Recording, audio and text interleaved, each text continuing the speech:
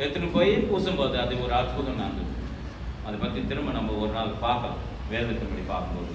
இங்க தற்பெருமை இங்க என்ன பண்றாருன்னா அவரு பூசும்போது அவருக்கு என்ன ஆகுதுன்ற போகுது என்ன புரியுது பாருங்க. கீழே திரும்ப வாசிக்கலாம்.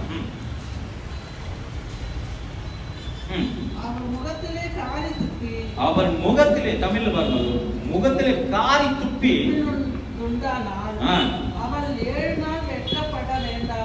பாருங்க. 7 நாள் எதுக்காக வெட்டப்படணும்னா ஈகோ எதுனா ஒரு ஸ்திரீயானவங்க தப்பு பண்ணிட்டா என்ன பண்ணுமா 7 நாள் வரைக்கும் முகத்துல துப்பி என்ன பண்ணுமா அந்த மோசே பிரமாணத்தின்படி பார்க்கும்போது தப்பான காரியங்களை செய்யும் போது அவங்களை என்ன பண்றாங்க தூர வைக்கிறதுக்கு என்ன பண்றாங்கன்னா அது கீழே பார்க்கலாம் 15வது. அது போலவே புறம்பாக்கணுமா பாருங்க விளக்கப்பட்டிருந்து பாருங்க 7 நாள் வரைக்கும் எங்களை புறமா தள்ளிடுவாங்க. நம்ம பார்த்தோம் யாருன்னா குஷ்ரோகியா இருந்தா என்ன பண்ணோம் முதலே கத்தின்னு வந்து நம்ம பார்க்கணும். இங்கே ஒரு தப்பு பண்ணாங்கன்னா ஸ்ரீயானவர்கள் அவங்க என்ன பண்றாங்கன்னா 7 நாள் வரைக்கும் என்ன பண்றாங்க தூரமா வைக்கிறாங்க. அப்படியே எனக்கு கடைசி வசதி 16. பின்பு எல்லாம் ஜனங்கள் அஸ்ரோத்திலிருந்து புறப்பட்டு பாராம் வனாந்தரத்திலே பாலம் இறங்கினாங்க. அங்க விட்டு தூரம் போகிறாங்க. இதே நேரத்துல மொத்தமா அந்த 11ஆம் அதிகாரத்துக்கு நம்ம போகும்போது அங்க சாப்பிடுற பத்தி அங்கிருந்து எங்களை மோசம் என்ன பண்ணாங்க எதுக்காக பண்ணாங்கன்னா இந்த ஒண்ணுமே இல்லாத இந்த தேசத்துல எங்களுக்கு பானம் எது இந்த எகிப்திலே நாங்க நல்லா இருந்தோம் அப்படின்னு சொல்றாங்க. நம்ம எகிப்துல இருக்கும்போது நம்மளுடைய எகிப்து என்றால் உலகத்துக்கு குறிக்குது இல்லைங்களா. உலகத்தை படி பார்க்கும்போது நாம் உலகத்திலே வாழ்ந்திருந்தா நல்லா இருந்துட்டோம் பிரதர் என்ன மாத்தணும் அப்படின்னும் போது பிரியாணி இருந்துச்சியா இது சொல்லுவாங்க நல்லா சொல்லுவாங்க. நாங்க கீரைக்காய் சாப்பிட்டோம் பூண்டு சாப்பிட்டோம் அதை சாப்பிட்டு இது சாப்பிட்டோம். அந்த 11ஆம் அதிகாரத்துக்கு நீங்க பாத்துங்க ரொம்ப புலம்புவாங்க. அதனால என்ன பண்ற முடியும்னா எதுவுமே நம்ம சபையில வரும்போது தான் கொஞ்சம் சின்ன தப்பு இருந்தா கூட அந்த தப்பு என்ன பண்ணுவாங்க ஊதி ஊதி ஊதி பெருசாக்கி அவரு சரியில்லை எல்லாம் பேசுறதுக்கு தான் தாங்கிது செய்யற மாதிரி எதுவும் தெரியல அப்படின்னு சொல்லிடுவாங்க. ஆனா நம்ம ஜாகிரதா இருக்கிறதுக்கு நீங்க ஒவ்வொருத்தரும் திரவம் பண்ணுங்க. நான் ஜாகிரதா இருக்கிறதுக்காக நீங்க ப்ரேயர் பண்ணணும். நான் எது பேசினாலும் ரொம்ப கவனமா பேசணும், ஞானமா பேசணும். அதே நேரத்தில் ஞானம் கொடுக்குறவர் தேவன். அதனால இதுக்காக நீங்க ஜெபம் பண்ணுங்க. அது நம்ம தீமையத்துக்கு போயிடலாம். அதுல கடைசி இன்னும் இது இருக்கிறதான காரியங்களை மட்டும் பார்க்கலாம்.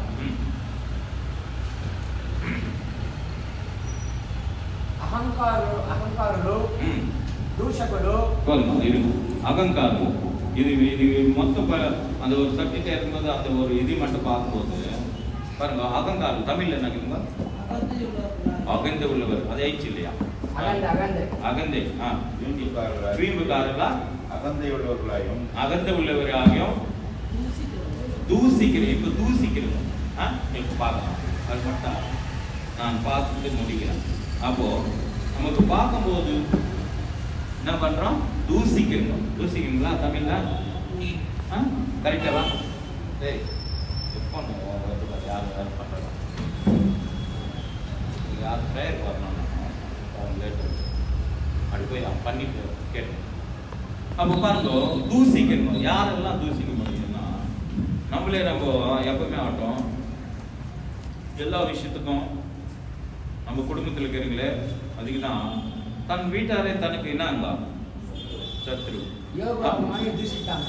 அவர் தூசிச்சார். சத்ரு பார்க்கும்போது தூசிக்கும் போது நம்ம தூசிக்கிற காரியங்களை குறித்து நம்ம ஒரு சிலது யோசிக்கும் போது என்னன்னா நம்ம கூடவே இருப்பாங்க, நம்ம கூடவே இருந்து நம்மளே பேசுவாங்க.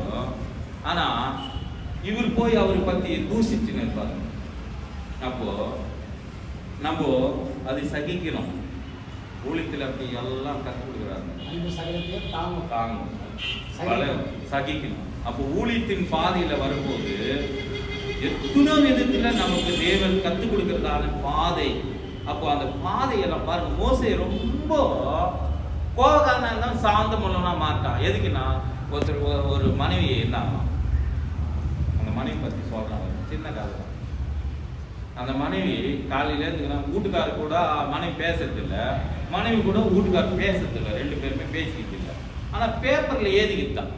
எப்படி நான் காலையில 6 மணிக்கு எழுந்துக்கிறதுக்கு நீ என்ன பண்ணணும்? ஏப்ப முடியுமா? பேப்பர்ல அலாரம் வைக்கணும். ஓகே. அப்போ அது மாதிரி எதுக்கு நம்ம காலையில காப்பி கொடுக்கறதுக்கு என்ன பண்ணோம்?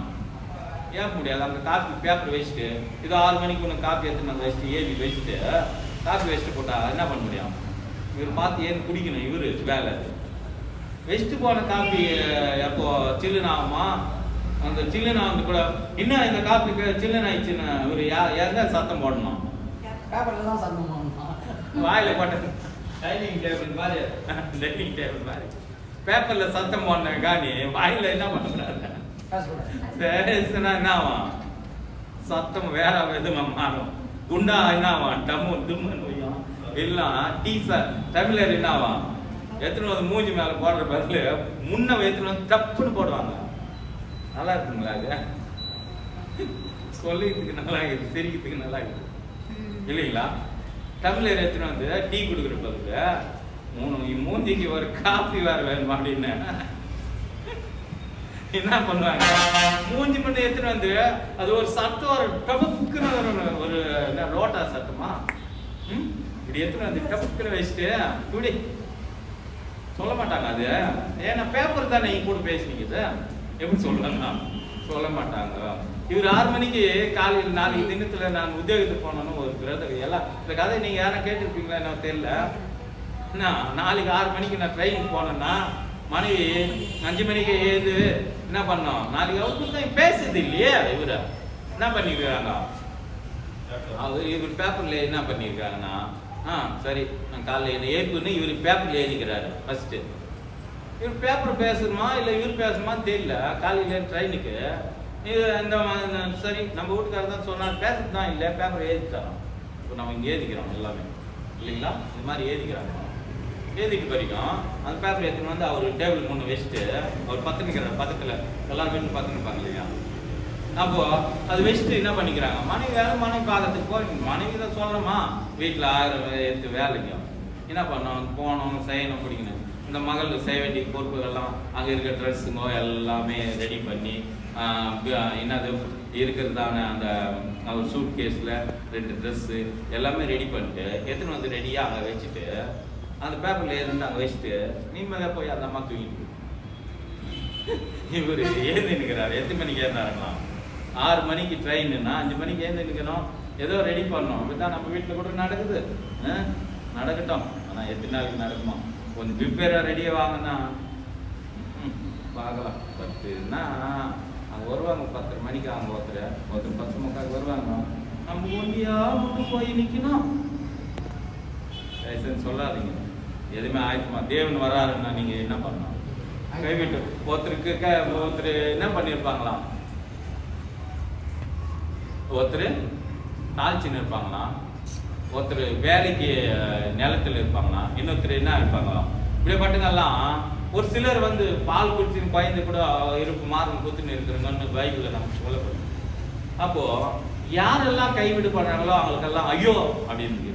அப்போ நம்ம கைவிடப்பட்டங்களா இருந்தா ஐயோ இல்லைங்களா? அந்த யூதாஸ்க்கு சொல்றாருல, இவர் பிறக்காம இருந்தாவே நல்லா இருக்கும்னா, பிறக்காவிட்டா அவருடைய நீதியை நிறைவேற்றி இருக்க முடியுமா? அவர் காட்சி கொடுத்ததுனாலங்க நமக்கு ரட்சிப்பே வந்ததுங்க. இல்லைன்னா நமக்கு ரட்சிப்பு இருந்திருக்கா தெரியுங்களா உங்களுக்கு? அதே நேரத்தில் நம்ம ஜெபம் பண்றோம். யாரு ஜெபம் பண்றோம்னா எல்லாரும் நம்ம குடும்பத்துக்காகவும் நமக்காகவே ஜெபம் பண்றோம். அதிகமா பக்கத்துல இருக்கிறவங்க, நம்ம சொந்தக்காரருக்காக, பக்கத்துல இருக்க எல்லாம் இருக்காங்க. அந்த 2 போன வெள்ளிக்கிழமை பார்த்தோம். 2 வாரத்துல நான் 2 நாள் உபவாசம் இருப்பேன். இவனை விட நான் ரொம்ப என்னது காணிக்கு அதிகமாக கொடுப்பேன், தர்சனமாக கொடுப்பேன், இப்படி ஒன்றுன்னா சொல்லி வரான். ஆனா ஆயக்காரன் மட்டும் என்ன பண்ணிட்டாங்க? பரிசைய பத்தி ஜபத்தை நம்ம யோசிச்சு இல்லைங்களா? பார்க்கும்போது இந்த 2 பேர் ஜபத்தை யாருக்கு? இவன் நல்ல, இவன் தான் நீதிமான் என்ற மாதிரி தேவன் என்ன பண்ணாருங்கன்னா இவரை காட்டிலும் இவரே நீதிமான் என்ற மாதிரி நம்ம எல்லாம் ரொம்ப நல்லவங்க நீதிமான்களா இருக்கிறதுக்கு தேவனை கிருபை செய்வார். உங்களே நாங்கள் சொல்லலைங்க யாரும் இருக்கிற உங்களை யாரும் நான் என்ன பண்ணல சொல்லலை. காரணம் நாம் அந்த சிஸ்டர் போல நம்ம இருந்தோம்னா எந்த வேலையும் நம்ம செய்ய முடியாது, பண்ண முடியாது. உனக்கு என்ன எனக்கு என்னன்ற வாழ்க்கை. அதனால்தான் கோபம் என்ன பண்ணணுமா? சூரியன் அஸ்தமிக்கும் முன்ன உன யாக்கோபுல வாசிச்சுலாம் பாருங்க. எத்தனை வாசம் பாருங்க. 1:20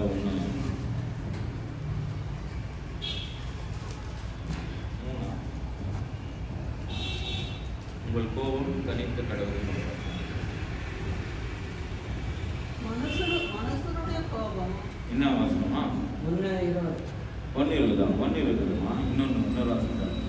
நீங்க கோபம் கொண்டாலும் படிங்க. நீங்க கோபம் கொண்டாலும் பாவம் செய்யாதீங்க. சூரியன் அஸ்தமிக்கும் முன்னே உங்கள் கோபம் தனித்து கடவுள். இப்படி இருக்கணும்ன்றதுக்காக நம்ம அது அந்த வசனத்தை பார்க்கலாம். பாருங்க. அதுக்கு இது அப்புறமா அதுல ஒண்ணு இருக்குதா? இல்ல ஒண்ணு இருக்கா? இல்ல ஒண்ணு இல்லையவா? இதெல்லாம் தேடணும் கொஞ்சம். அது 1:20 வந்து வேற விஷயம். யாக்கோபுல இருப்பாங்க.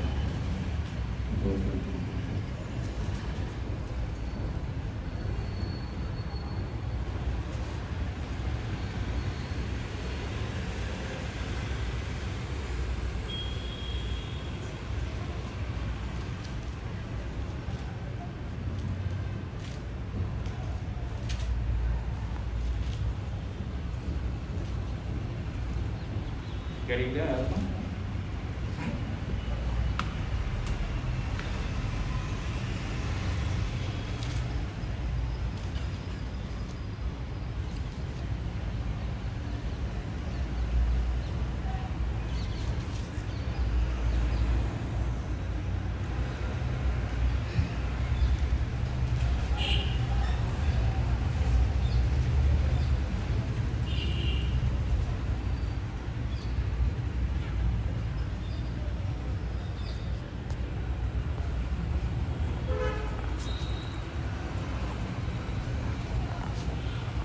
தேடி கண்டுபிடிங்க. பரவாயில்ல. வாசம் கொஞ்சம் தியானம் போது நல்லா இருக்கும். கண்டுபிடிச்சி வெள்ளிக்கிழமை நம்ம சொல்லலாம். தேவனுக்கு மகிமை. இது விட்டத்துலேருந்து படிக்கலாம். இந்த ஒரு வருஷத்துக்கு நம்ம வாசிக்கலாம். கண்டுபிடிச்சிங்கன்னா உடனே சொல்லுங்க. கடைசி கூட நான் அது ஞாபகத்தில் நம்ம வச்சுக்கலாம். అహంకారులు దూషకులు దూషిందా ఇచ్చి తల్లిదండ్రులకు అవిధేయత கிருத்தజ్ఞత లేని వారు பாருங்க. தாய் தகப்பனுக்கு தன் பிள்ளைகள் என்ன பண்ண மாட்டாங்களாம்? பாருங்க. தமிழ்ல வாசிமா. தாய் தகப்பன்மாருக்கு கீழ்ப்படியாத போவார்கள். அப்போ பாருங்க. நன்றி அறியாதவர்களா நம்ம பிள்ளைகளே நம்ம பரிசுத்தம் இல்லாதவர்களாகியும் சுபாவ அன்பு இல்லாதவர்களாகியும் இணங்கத்தே இல்லை. நம்ம என்ன சொன்னாலும் நம்ம அதை கட்டுப்பாட்டுல கொண்டு வர முடியுது. காரணம் நாம் தான். எல்லாமே காரணம் நம்ம தான். தாய் தகவலுக்கு கீழ்ப்படிந்து நாம் கீழ்ப்படிந்திருந்தா நம்ம பிள்ளைகள் நமக்கு கீழ்ப்படுவோம். ஒருத்தர் சொல்றாங்க. என்ன சொல்றாருன்னா அவருடைய வாழ்க்கையில அனுபவிச்சு சொல்றாங்க. என்னப்பா உங்க அம்மாவுக்கு ஒரு இந்த தட்டு ரெடி பண்ணி இப்பயே வச்சுருக்கிறேன் அப்படின்னு சொன்னாங்க. என்னத்துக்கு தட்டுன்னா, நான் பெரிய நான் என்ன பண்ண போறேன், நீ பெரிய நான் போது கூட இந்த தட்டு குத்து முன்னே கூட நான் வெளியே உட்காந்து வைக்க போறேன். நம்ம என்ன செய்யறோமோ நம்ம பிள்ளைங்க நம்மளை பார்த்து நினைக்கிறாங்க. அதனால நாம் என்ன விதைக்கிறோமோ அதுக்கு பல நிச்சயமா நம்ம அனுபவிப்போம். அதே நேரத்தில் நம்ம பெறுவோம். அதனால நம்ம பிள்ளைங்களுக்கு நல்ல புத்தியை கற்றுக் கொடுப்போம். கர்த்தருக்குள்ளே அவங்களை பிரியமா வளர்ப்போம். எபேசியர் 6 நமக்கு சொல்லப்படுது. அவருடைய சிக்ஷையில நம்ம என்ன பண்ணோம்னா அனுதினமும் ஜபத்துல பைபிள் படிக்கத்துல அதே நேரத்துல வேத வசனத்துக்குள்ள அவங்களை நம்ம என்ன பண்ணணும், நாம் கத்துக்கொண்டது அவங்களுக்கும் கத்துக் கொடுக்கணும். ஜபம் பண்ணியா நம்ம கவனமா நம்ம தான் நம்ம பிள்ளைங்களை வளர்க்கணுங்க. நாமே நம்ம டிவி பார்த்துக்கின்னு அதே நேரத்தில் செல்ல பார்த்துக்கின்னு ஏனா தானம் வாங்கிட்டுக்கின்னு அவங்களை நம்ம கவனிக்காம இருந்தோம்னா கூட ஒரு பக்கமா போயிடுவாங்க. ஏன்னா நமக்கு கொடுத்த பிள்ளைங்க யாருக்கு நம்ம வளர்க்கணும். உன் பிள்ளைய நீ ஊராறு விட்ட பிள்ளைய நீ வளர்த்தா உன் பிள்ளை என்ன ஆகும், வளரும். அப்படியே வளருமா? போய் வளர்த்து பாருங்க, அப்ப தெரியும். சின்ன பையன் வளர்க்கலாம். பெரியங்களாகி கூட அப்படியே வளர்த்தாகணும். அவங்களை வளர்த்து நீ அவங்க வளர்த்தலையா அவங்கள உன்னை காப்பாற்றுவான் தோல்ட்டு போயின்னு இருப்பாங்க இல்லைங்களா? சின்ன பசங்களே ஒன்றும் தெரியாது, புத்தி தெரியாது. புத்தி தெரியாத போது என்ன பண்ண முடியும்னா அவங்களை சிரிச்சிக்கல என்ன பண்ண முடியும்னா பார்த்துதே நம்ம எதுக்கு அது கற்றுக் கொடுக்கணும்னா அவங்க கூட உங்களுக்குள்ள மாதிரி தாண்டா அப்படின்னு